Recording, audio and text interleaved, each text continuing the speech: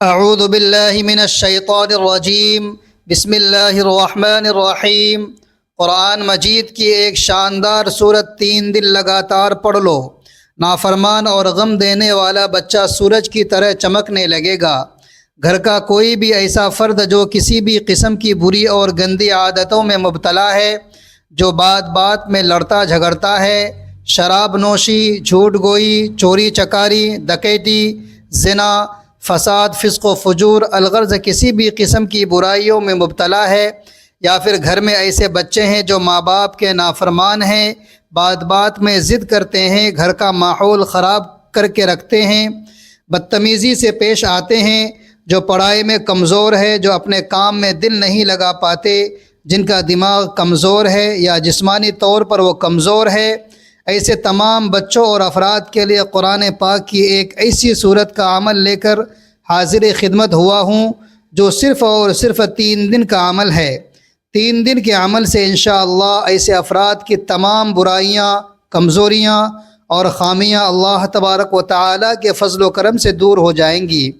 ناظرین، اگر آپ چاہتے ہیں کہ ایسی معلوماتی ویڈیوز آپ تک پہنچتی رہے بر وقت، تو میرے اس چینل کو ضرور سبسکرائب کر لیں اور کمنٹ میں پیارے نبی صلی اللہ علیہ وآلہ وسلم کا ایک پیارا سا نام لکھ کر ڈن کر دیں۔ نبی کریم صلی اللہ علیہ وآلہ وسلم کی پسندیدہ صورت، جس کا 3 دن کا عمل کرنے کا مکمل طریقہ آپ کو اس ویڈیو میں بتا رہا ہوں، اور دن کے کسی حصے میں یہ عمل کرنا ہے۔ قرآن پاک کی وہ برکت والی صورت کون سی ہے؟ انشاءاللہ آج کے اس وظیفے میں میں آپ کو تفصیل سے بتاتا ہوں۔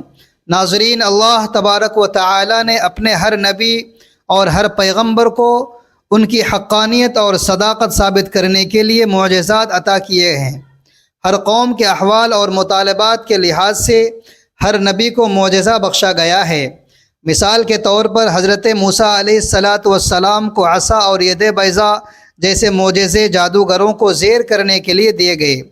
حضرت عیسیٰ علیہ السلام کو مردہ زندہ کرنے اور متعدی امراض میں مبتلا افراد کو بیماریوں سے نجات دلانے کے معجزات عطا کیے گئے۔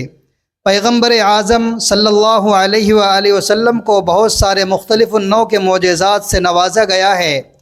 قاضی ایاز رحمۃ اللہ علیہ فرماتے ہیں کہ پیغمبر اسلام حضرت محمد صلی اللہ علیہ وآلہ وسلم کے معجزات 2 طریقے سے تمام پیغمبروں کے معجزات پر بھاری ہیں۔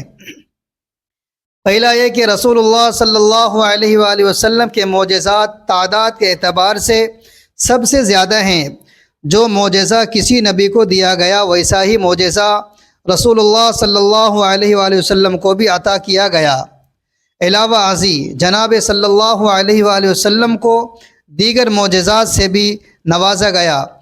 جبکہ دوسرا یہ کہ رسول اللہ صلی اللہ علیہ وآلہ وسلم کے معجزات شفاف اور روشن ہیں۔ سابقہ پیغمبروں کے معجزے ان کے دور کے لوگوں کی حیثیت اور اس زمانے کے ترقی یافتہ اور شہریت یافتہ فن کے پس منظر میں دیے گئے۔ رسول اللہ صلی اللہ علیہ وآلہ وسلم کے معجزات، خصوصاً قرآن پاک کا لازوال معجزہ، ہر زبان و مکان کے لوگوں کے لیے ہے۔ حضرت ابو ہریرہ رضی اللہ تعالی عنہ روایت کرتے ہیں کہ رسول اللہ صلی اللہ علیہ وآلہ وسلم نے فرمایا، کوئی نبی ایسا نہیں جسے معجزہ عطا نہ کیا گیا ہو۔ معجزات دیکھ کر لوگ ان پر ایمان لاتے تھے، جبکہ مجھے وحی الہی سے نوازا گیا ہے۔ مجھے امید ہے کہ قیامت کے دن سب سے زیادہ پیروکار میرے ہوں گے۔ نبی کریم صلی اللہ علیہ وآلہ وسلم کا سب سے بڑا معجزہ قرآن پاک ہے۔ یہ اللہ تعالیٰ کی آخری اور عالمگیر کتاب ہدایت ہے۔ نبی کریم صلی اللہ علیہ وآلہ وسلم نے قرآن پاک کے ذریعے عربوں کے بڑے بڑے ادیبوں اور شاعروں کو چیلنج دیا تھا کہ وہ قرآن جیسی ایک صورت تخلیق کر سکتے ہیں تو پیش کر کے دکھائیں۔ اسی طرح قرآن کریم میں کئی حوالوں سے معجزہ ہے۔ پہلی وجہ قرآن کریم کی فصاحت و بلاغت، کلام کی سحر انگیزی، اختصار و تفصیل ہر لحاظ سے ایک معجزہ ہے۔ قرآن کریم میں کبھی ایک مضمون تفصیل سے بیان کیا جاتا ہے، پھر اس کا تذکرہ اختصار کے ساتھ کر دیا جاتا ہے، لیکن مختصر مضمون میں کسی طرح کی کوئی خامی پیدا نہیں ہوتی۔ دوسری وجہ یہ ہے کہ معیاری نثر و نگاروں کے اسلوب نگارش اور ممتاز شاعروں کے شعری اوزان اور انداز سے یکسر مختلف ہے۔ تیسری وجہ اس میں سابقہ اقوام کی خبریں اور نبیوں اور صالح بندوں کے واقعات مذکور ہیں۔ چوتھی وجہ اس میں مستقبل سے متعلق غیب کی خبریں بیان کی گئی ہیں۔ پانچویں وجہ یہ ہے کہ اختلاف اور تضاد سے کلیتاً پاک ہے۔ ناظرین محترم، ان تمام معجزات کے علاوہ قرآن پاک کا ایک بہت بڑا معجزہ یہ بھی ہے، جیسا کہ اللہ سبحانہ و تعالی نے قرآن پاک کے اندر ہی ارشاد فرمایا ہے کہ قرآن مومنوں کے لیے شفا ہے۔ جب اللہ تبارک و تعالی نے فرما دیا تو بنی نوع انسان کی تمام بیماریاں اس میں شامل ہیں، پھر چاہے وہ جسمانی ہوں، روحانی ہوں یا پھر اخلاقی بیماریاں ہوں۔ بہت سے بھائی اور بہنیں اپنے گھر کے افراد کے بارے میں کمنٹ کرتے ہیں اور بتاتے ہیں کہ ان کے گھر کے کسی ایک فرد کی غلط یا بری عادت کے سبب پورا گھر پریشان ہے، یا پھر اکثر مائیں اپنے بچوں کے بارے میں شکایت لکھ کر بھیجتی ہیں، اور اکثر خواتین اپنے شوہروں کے بارے میں بھی شکایت کرتی ہیں۔ چند بہنیں ایسی ہیں جن کے شوہر شراب نوشی یا پھر کسی قسم کے دوسرے نشے میں مبتلا ہیں اور گھر کا کام کاج یا خرچہ وغیرہ نہیں چلاتے۔ محترم ناظرین، بیش بہا قیمتی عمل آج کی اس معلوماتی ویڈیو میں پیش کیا جا رہا ہے۔ اگر اولاد نافرمان ہو، بات بات میں ضد کرتی ہو، ماں باپ کی بات سنی انسنی کر دیتی ہو، پڑھائی میں دلچسپی نہ لیتی ہو، یا پھر باہر آوارہ قسم کے لوگوں کے ساتھ ان کا اٹھنا بیٹھنا ہو گیا ہو، اور لاکھ سمجھانے کے باوجود بھی آپ کی بات ماننے کو تیار نہ ہو، تو آپ نے قرآن پاک کی ایک سورت کا عمل صرف 3 دن کر لینا ہے۔ اس سورت کا نام سورۃ الشمس ہے، اور یہ نہایت ہی بابرکت اور حکمت سے بھرپور سورت ہے۔ کسی بھی فرد میں کوئی بھی بری عادت ہے، کوئی خرابی ہے، خامی ہے، تو گھر کا کوئی بھی فرد اس کے لیے یہ عمل کر سکتا ہے۔ 3 دن کا یہ عمل ہے، اور اس کا مکمل طریقہ بیان کیا جا رہا ہے۔ کس طرح سے آپ نے 3 دن سورۃ الشمس کا یہ عمل کرنا ہے۔ بھائی اپنے دوسرے بھائی کے لیے یہ عمل کر سکتا ہے، ماں اپنے بیٹے یا بیٹی کے لیے کر سکتی ہے، بیوی اپنے شوہر کے لیے کر سکتی ہے، اسی طرح شوہر اپنی بیوی کی بری عادت کو ختم کرنے کے لیے یہ عمل کر سکتا ہے، بہن اپنے بھائی کے لیے کر سکتی ہے، یا بہن اپنی دوسری بہنوں کے لیے بھی یہ عمل کر سکتی ہے، بھائی بہن کے لیے کر سکتا ہے۔ اسی طرح گھر کا کوئی بھی فرد اپنے کسی دوسرے رشتہ دار، مثلا ماموں، چچا، چاچی، خالہ، پھوپھا، پھوپھی، الغرض کوئی بھی شخص کسی بھی دوسرے شخص کے لیے یہ عمل کر سکتا ہے۔ سورۃ الشمس قرآن مجید کی 91 نمبر پر موجود سورہ ہے، جو آخری پارے میں سے، اور سورۃ الشمس کا شمار مکی صورتوں میں ہوتا ہے، جو کہ اسلام کے ابتدائی ایام میں مکہ مکرمہ میں نازل ہوئی تھی، مگر اس کا نزول اس زمانے میں ہوا جب مکہ میں رسول اللہ صلی اللہ علیہ وآلہ وسلم کی مخالفت خوب زور پکڑ چکی تھی۔ سورۃ الشمس 15 آیات اور 1 رکوع پر مشتمل ہے، اور سورۃ الشمس کے معنی لفظی طور پر سورج کے ہیں۔ اس سورت کی پہلی آیت میں اللہ تبارک و تعالی نے سورج کی قسم ارشاد فرمائی، اور اسی مناسبت سے سورہ مبارکہ کا نام سورۃ الشمس ہے۔ محترم ناظرین اکرام، سورۃ الشمس کا مرکزی مضمون ہی نیکی اور بدی کا فرق سمجھانا اور ان لوگوں کو برے انجام سے ڈرانا ہے جو اس فرق کو سمجھنے سے انکار اور بدی کی راہ پر چلنے پر اصرار کرتے ہیں۔ سورہ مبارکہ کے ابتدائی حصے میں 11 قسمیں ارشاد فرمانے کے بعد اللہ سبحانہ و تعالی نے فرمایا کہ بے شک جس نے اپنے نفس کو برائیوں سے پاک کر لیا وہ کامیاب ہو گیا، اور بے شک جس نے اپنے نفس کو گناہوں میں چھپا دیا وہ تو ناکام ہو گیا۔ سورت کے دوسرے حصے میں حضرت صالح علیہ السلام کی اونٹنی اور قوم سمود کے ہاتھوں اس اونٹنی کے مارے جانے کا واقعہ بیان کیا گیا ہے۔ سورہ مبارکہ میں فرمایا گیا کہ قسم ہے سورج کی اور اس دھوپ کی اور چاند کی جب اس کے پیچھے نکلے، اور قسم ہے دن کی جب وہ اس سورج کو روشن کر دیتا ہے، اور قسم ہے رات کی جب وہ اس سورج کو ڈھانپ لیتی ہے، اور قسم ہے آسمان کی اور اس ذات کی جس نے اسے بنایا، اور قسم ہے زمین کی اور اس کی جس نے اسے بچھایا، اور قسم ہے نفس انسانی کی اور اس کی جس نے اسے سنوارا، پس اس کے اندر نیکی اور بدی کا علم الہام کر دیا۔ سورہ مبارکہ کی ان ابتدائی آیات کریمہ میں اللہ تبارک و تعالی نے بہت سی قسمیں ارشاد فرمائی ہے، جو کہ کل تعداد میں 7 بنتی ہیں، یعنی اللہ سبحانہ و تعالی نے اس مبارک صورت میں 7 بار قسم کھا کر اپنا موقف بیان فرمایا۔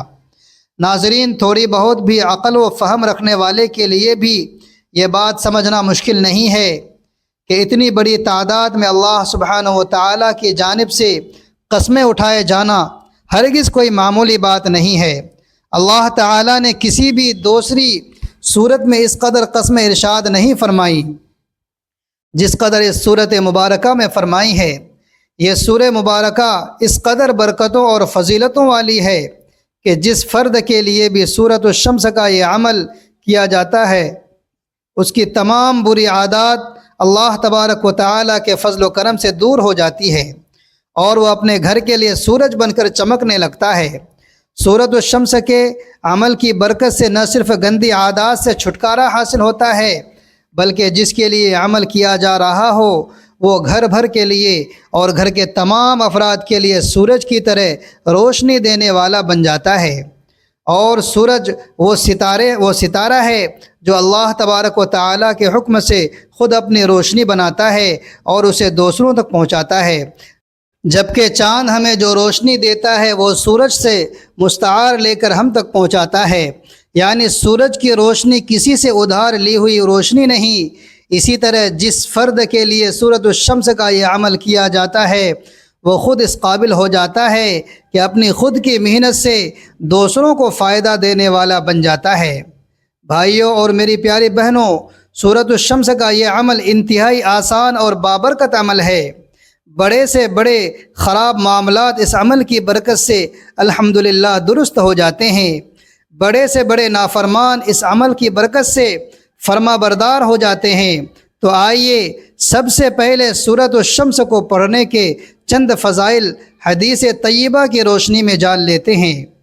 جناب رسول اللہ صلی اللہ علیہ وآلہ وسلم فرماتے ہیں کہ جو شخص سورۃ الشمس کی تلاوت کرتا ہے گویا اس نے ان تمام چیزوں کی تعداد کے برابر صدقہ دیا جس پر سورج اور چاند طلوع کرتے ہیں، اور ظاہر ہے کہ اس قدر فضیلت اسی شخص کے لیے ممکن ہے جو اس سورج کو سمجھ کر پڑھتا ہے، اس کے متعلق پر غور و فکر کرتا ہے اور اس کے احکامات پر عمل کرنے کی کوشش کرتا ہے۔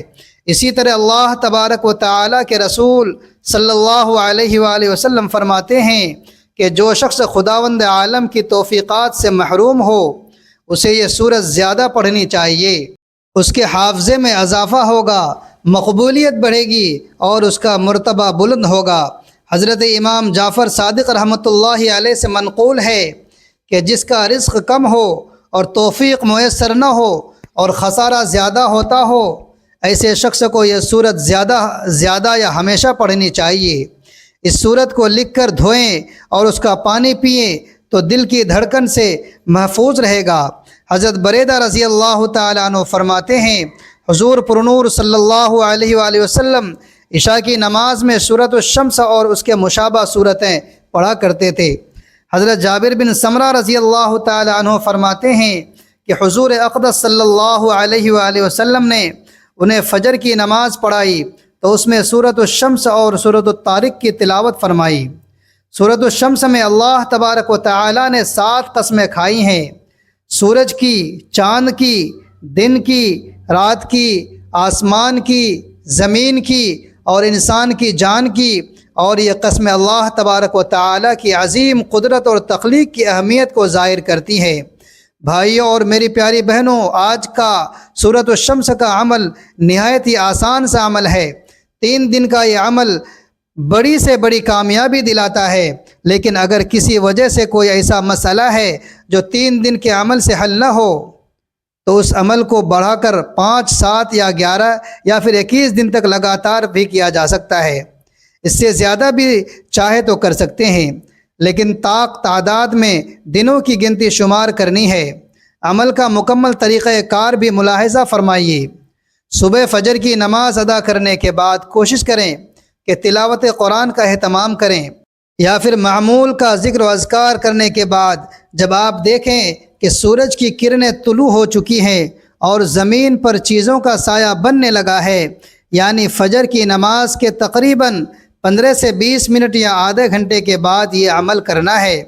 اور عمل کا طریقہ یہ ہے کہ سب سے پہلے آپ نے 11 مرتبہ درود پاک پڑھنا ہے، اور درود پاک آپ کوئی سا بھی پڑھ سکتے ہیں۔ آپ چاہے تو آسان اور مختصر سا درود صلی اللہ علیہ وآلہ وسلم پڑھ سکتے ہیں، پڑھ لیں، یا صلی اللہ علی محمد پڑھ لیں، یا پھر نماز والا درود یعنی درود ابراہیمی پڑھ لیں۔ اور چونکہ درود ابراہیمی کی فضیلت تمام درودوں میں سب سے زیادہ ہے، روایات میں آیا ہے کہ ہمارے پیارے آقا صلی اللہ علیہ وآلہ وسلم تمام درودوں میں درود ابراہیمی کو ہی سب سے زیادہ محبوب رکھتے تھے۔ اس لیے آپ کوشش کریں کہ آپ کوئی بھی وظیفہ کریں، کوئی بھی دعا کریں تو اس کی شروعات ہمیشہ درود پاک سے کریں، اور درود پاک پر ہی اسے ختم کیا کریں۔ خیر و برکت اور ثواب کی نیت سے آئیے ایک مرتبہ درود ابراہیمی مل کر بھی پڑھ لیتے ہیں۔ اللہم صلی علی محمد وعلی آل محمد کما صلیت علی ابراہیم وعلی آل ابراہیم انک حمید مجید۔ اللہم بارک علی محمد وعلی آل محمد کما بارکت علی ابراہیم وعلی آل ابراہیم انک حمید مجید۔ تو ناظرین محترم، درود پاک آپ کوئی سا بھی پڑھیں، آپ نے 11 مرتبہ پڑھنا ہے، خلوص دل کے ساتھ، عقیدت و احترام کے ساتھ پڑھنا ہے، جلد بازی میں بالکل نہیں پڑھنا۔ 11 مرتبہ درود پاک پڑھنے کے بعد آپ نے تعوذ اور تسمیہ یعنی اعوذ باللہ من الشیطان الرجیم بسم اللہ الرحمن الرحیم پڑھنی ہے، اور اس کے بعد آپ نے سورۃ الشمس کی پہلی 3 آیات پڑھنی ہے۔ سورۃ الشمس کوئی بھی لمبی صورت نہیں ہے، اگر یہ صورت آپ کو زبانی یاد نہیں ہے تو آپ قرآن مجید میں 30ویں پارے میں یہ صورت نکال کر بھی پڑھ سکتے ہیں۔ 11 مرتبہ درود پاک پڑھنے کے بعد، تعوذ اور تسمیہ پڑھنے کے بعد آپ نے سورۃ الشمس کی پہلی 3 آیات پڑھنی ہے۔ صرف پہلی 3 آیات ہی پڑھنی ہے، اور انہیں آپ نے 21 مرتبہ پڑھنا ہے۔ یعنی جب عمل شروع کرنا ہے تو آپ نے 11 مرتبہ درود پاک پڑھ کر، تعوذ اور تسمیہ پڑھ کر 21 مرتبہ سورۃ الشمس کی پہلی 3 آیات پڑھ لینی ہے۔